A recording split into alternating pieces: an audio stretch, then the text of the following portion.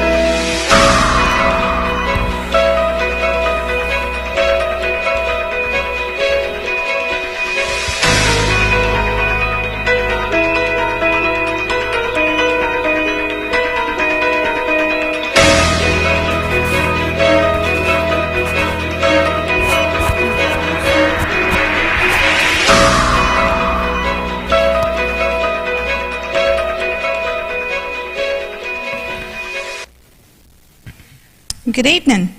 Welcome to our Wednesday evening service. The third Wednesday is usually our youth service, but all of our youth are tied up getting ready for the Christmas place, so y'all get to be the lucky ones tonight to enjoy the youth service. So at this time, I'm going to ask y'all to stand up so we can open up in prayer.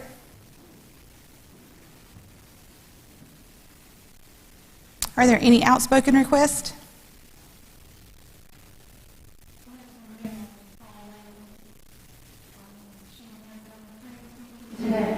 Okay, Miss Pauline had to have another blood transfusion today, if we can remember her in prayer. Anyone else? Mary's not feeling well. She's got a cold or something wrong. Miss Mary's not feeling well? Okay. Mine's son, she requested prayers. I'm not sure what the circumstance is, but she did request prayers. Okay. Amy's had the flu this week. She has not been feeling good. She is better than she was. She's supposed to be going back to school tomorrow, so of course the complaining starts again when you mention going back to school. But I know she doesn't feel good still, but she isn't running a fever or anything, so if we can just continue to remember her and that all goes well tomorrow when she goes back to school. At this time, I'm going to ask Mr. Larry to lead us in prayer.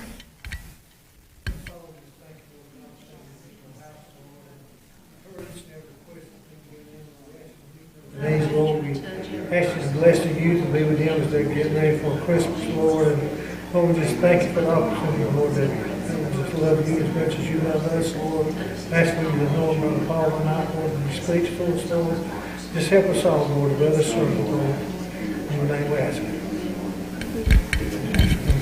I did have one announcement that I wanted to make real quick. I was going to do it at the beginning and I forgot. This Sunday evening, we won't be having a service here at the church, but we are going to Judgment House in Goldsboro. Our appointment time there is at 5:10. So we will be leaving here by 4:30 to get down there. And I think we have more than the bus will hold, but we do still have some availability on the list that hadn't been filled up yet. So if you would like to go with us, we would love to have you.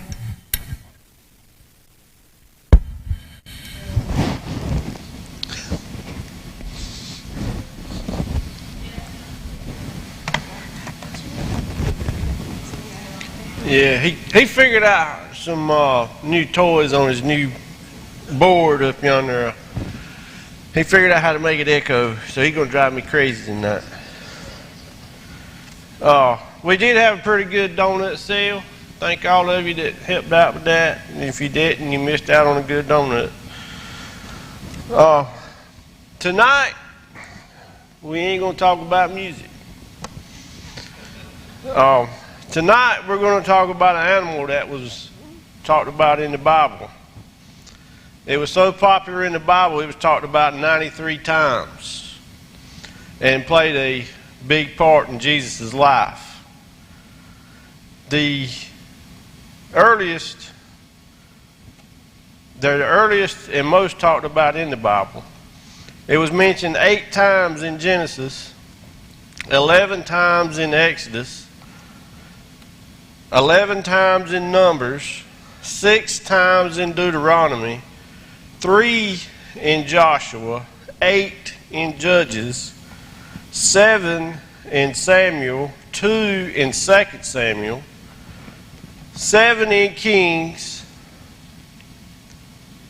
2 in 2 Kings, 4 in Job, 1 in Proverbs, 2 in Isaiah, 3 in Jeremiah, 1 in Hosea, 2 times in Zechariah, 3 in Matthew, 4 in Mark, 5 in Luke, 2 in John, and 1 in 2 Peter. That's a whole lot, ain't it? I'd say he's real popular. Anybody got a guess at what it is? It's a donkey. But since Mr. Mike finished up his Bible study on the book of John, and it talks about the crucifixion and all that, especially with Christmas right around the corner, to me, they kind of sort of tied in pretty tight. But can't see. But it was a good time to bring up this topic because, as always, somebody sent me a story about donkeys being in the Bible. So as the wheels started turning, so that's why I put this lesson together. Hoping the little ones would be here, but they all had to go get milk and cookies. But here's some facts about donkeys. The domesticated donkey is a hoofed mammal in the same family as the horse. It was domesticated in Africa some 5,000 to 7,000 years ago and has been mainly as a working animal since that time. There are more than 40 million donkeys in the world. Most are in undeveloped countries where they are used principally as pack animals, meaning they pack on as much as he can haul, and he hauls it up and down the road or wherever they need to go. While working with donkeys is often associated with those living at or below subsistence, small numbers of donkeys are kept for breeding or as pets in developed countries. Male donkeys are known as jacks, and females are known as jennies or Jeanette. They vary considerably in size depending on both breed and the environmental conditions, and heights and at the withers range from less than 35 inches to approximately 59 inches. Working donkeys in the poorest countries have a life expectancy of 12 to 15 years. In more prosperous countries, they may have a lifespan of 30 to 50 years.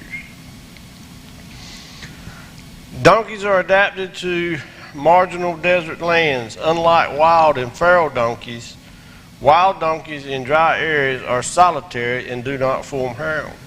They stick by themselves. But each donkey establishes a home range, and breeding over a large area may be dominated by one jag. A loud call or bray of the donkey, which typically lasts for 20 seconds, can be heard for over 3 kilometers. You know, we've all heard that bray, but to know that that can go that far is kind of sort of something else. And to help hear that, donkeys have large ears which make them pick up distant sounds and may help cool the donkey's blood. They defend themselves by biting, striking with the front hooves, or kicking with the back legs. Their vocalization, called a bray, is often represented in English as hee-honk, hee-honk, hee-honk. They have a notorious reputation for stubbornness, but this has been attributed to a much stronger sense of self-preservation than exhibited by horses. Likely based on a stronger prey instinct and a weaker connection to humans, it is considered more difficult to force or frighten a donkey into doing something it perceives dangerous or whatever reason. If they don't think it's safe, they're just going to stop and they're going to reevaluate the whole situation until they can figure out if it's safe to go in there or not. But once a person has earned their confidence, they can be willing to be compassionate partners and very dependable for work. Although formal studies of their behavior and cognition are rather limited, donkeys appear to be quite intelligent, cautious, friendly, playful, and eager to learn. In the Bible, donkeys have been used for gifts, as transportation for people to ride, to carry things on long trips. They were the only other animal in the Bible to talk. The first one was a snake, and the devil used him. There was a time that we were all taught and believed that Mary rode a donkey into Bethlehem.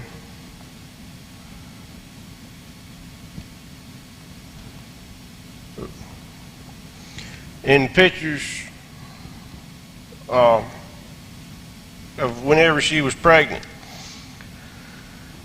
But she was so far along, there's no way that she could have made the 80 or 90 mile ride or walk, being pregnant so far along as she was whenever she was pregnant with Jesus.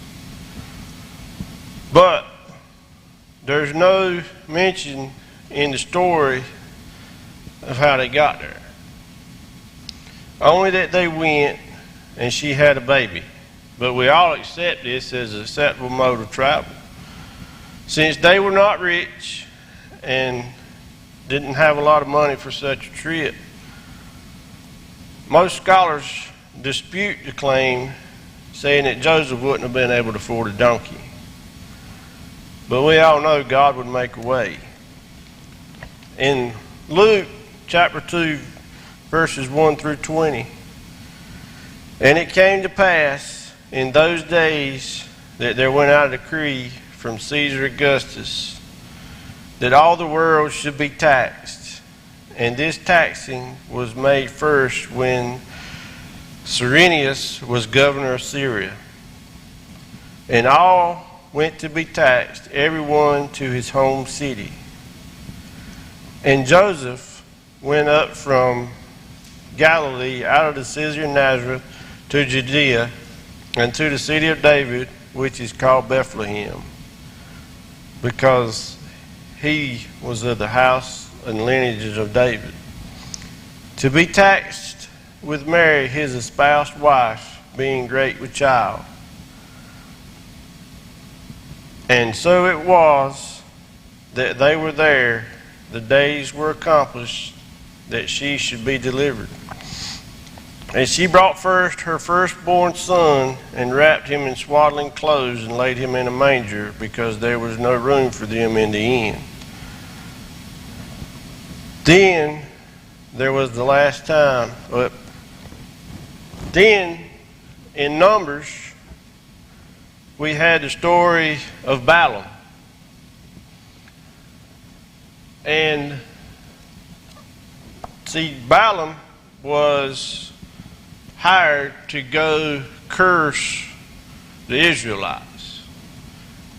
God tried to stop him and tell him not to go do it, but Balaam insisted on going anyway. So it says, and the ass saw the angel of the Lord standing in the way with his sword drawn in his hand, and the ass turned aside out of the way and went into the field where Balaam smote. He hit the donkey to turn her into the way. But the angel of the Lord stood in the path of the vineyards, a wall being on this side and a wall on that side.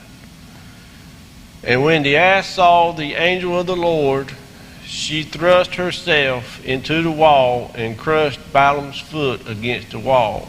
And he smote her again. He hit her again.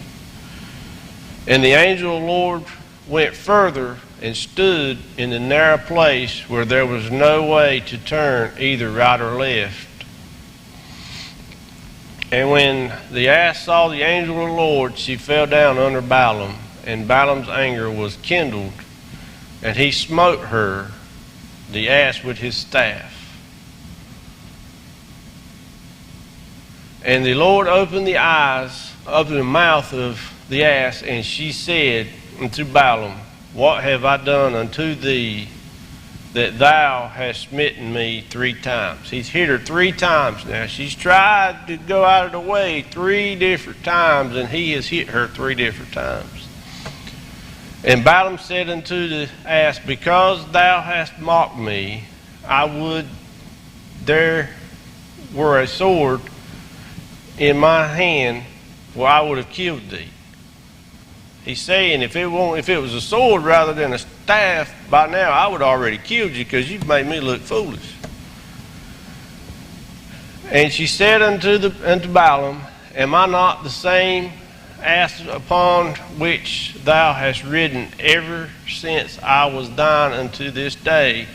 And was I ever wont to do so unto thee? And he said, nay. She said, have I ever disobeyed you?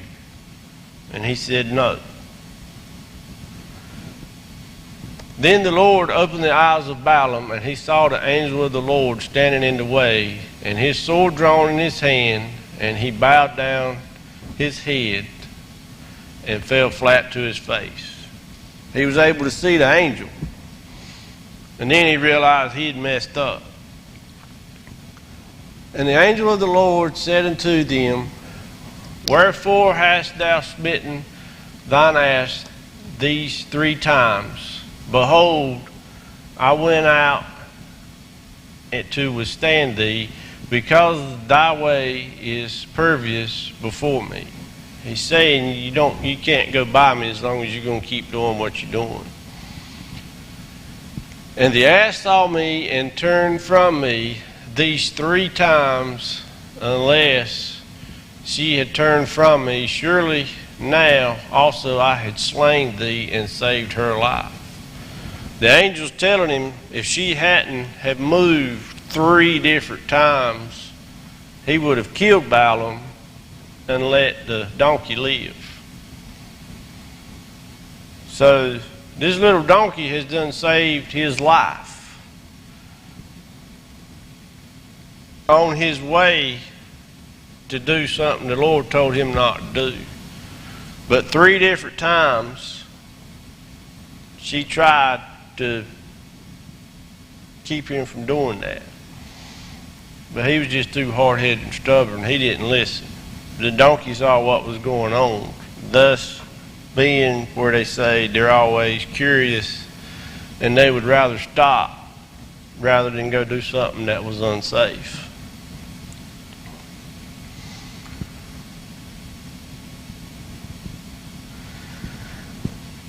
And then there's one more time, the last time that Jesus rode a donkey, on what we know as Palm Sunday. Matthew 21, 1 through 11. And when they drew nigh unto Jerusalem, and were come to Bethphage unto the Mount of Olives, and sent Jesus 2 disciples. He sent out 2 disciples, saying unto them, Go into the village over yonder against you, and straightway ye shall find an ass tied to a colt, with her loose them, and bring them to me. He says, Untie them and bring them to me. And if any man say aught unto you, ye shall say, The Lord hath need of them, and straightway he will send them. All of this was done, and it might be fulfilled, which was spoken by the prophet, saying, Tell ye, daughter of Sion, Behold, thy king cometh unto thee, meek and sitting upon an ass,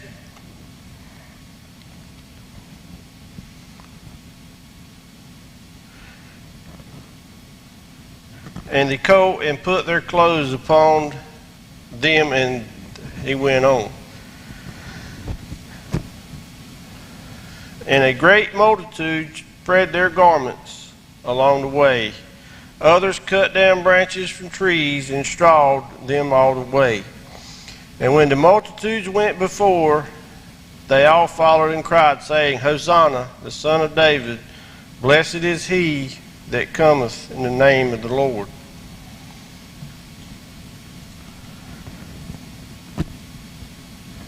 And the multitude said, Jesus, this is the prophet of Nazareth, Galilee. So we all know what happens next. Jesus was tortured, abused, and hung on the cross until the day he died. And then he rose again on that Sunday morning. So, after all that, you know, where do you think I'm going with this? Well, it's about one thing. The story that brought this to my attention. You see, on all of the, what they call Jerusalem donkeys, they all have one thing in common. You know what that is? It's a cross. If you look at the pictures, they've all got a cross on their back. It's not the one that Jesus died on, but it's still a cross. And you look up and you try to find out why. Why do all these donkeys have this cross across their back? Well, could it be because Mary rode a donkey to Bethlehem? Or is it because Jesus rode a donkey into Jerusalem? But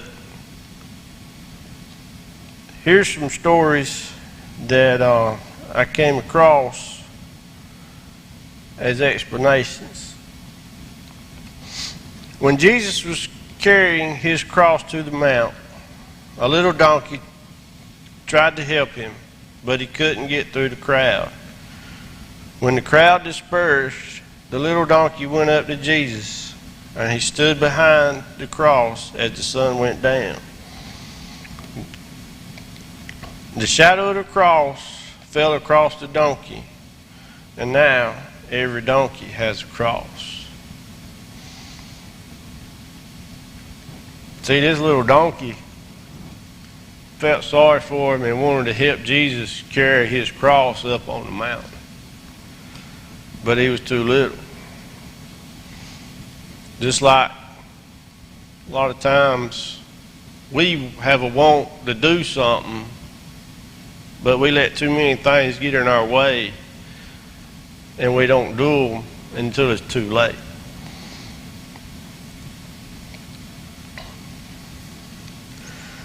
Another legend, the donkey knew what Jesus was facing: a trial, and much suffering.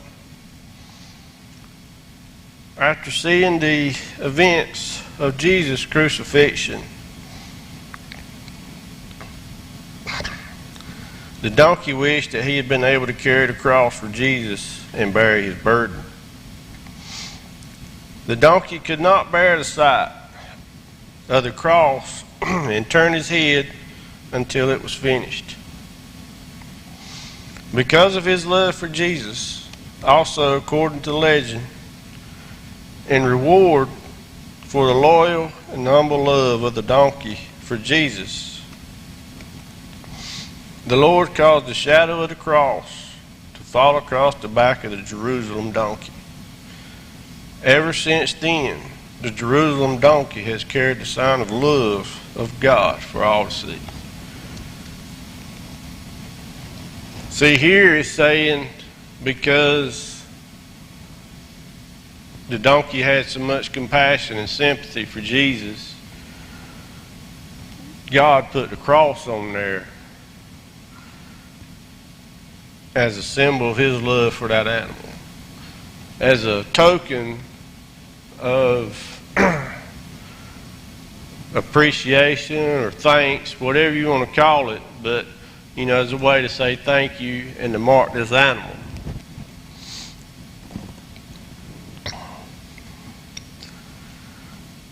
The next one tells of a poor farmer near Jerusalem who had a donkey too small to do any work. So he planned to kill the donkey. His children begged for the donkey's life and asked their father to tie the donkey to a tree on the road to Jerusalem, and perhaps someone would take it. So that's what the farmer did.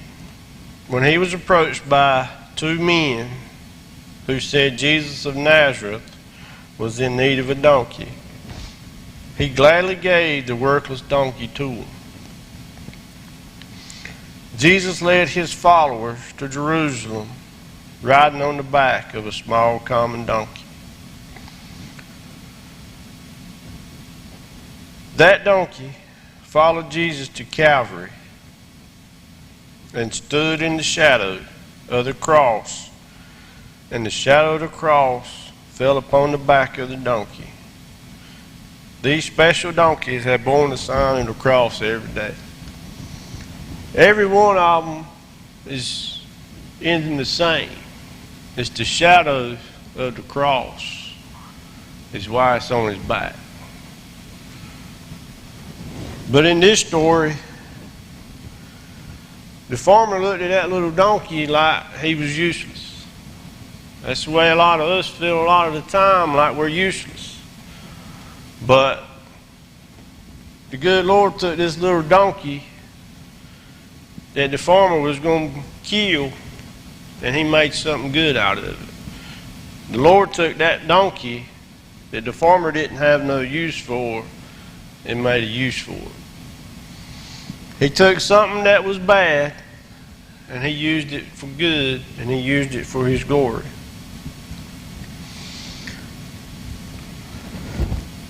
Now, I don't know if any of these are really true. I'd like to think at least one of them is. But I really don't know. But one day, hopefully, we'll get a chance to find out. But if there's one thing, that is, while they all may have a cross on their back, no two are the same. Just like the cross each one of us has to bear isn't the same. This could also be Jesus' way of saying thank you to a special little creature who made it possible for him to reach his destination, to be born, and for his last ride before his death. For showing him love and compassion and strength when he needed it. Just remember the holidays are coming, and we don't know what cross our neighbor has to bear, and they don't know ours. But we just have to pray for one another and be there when we can. Stephen, if you would close.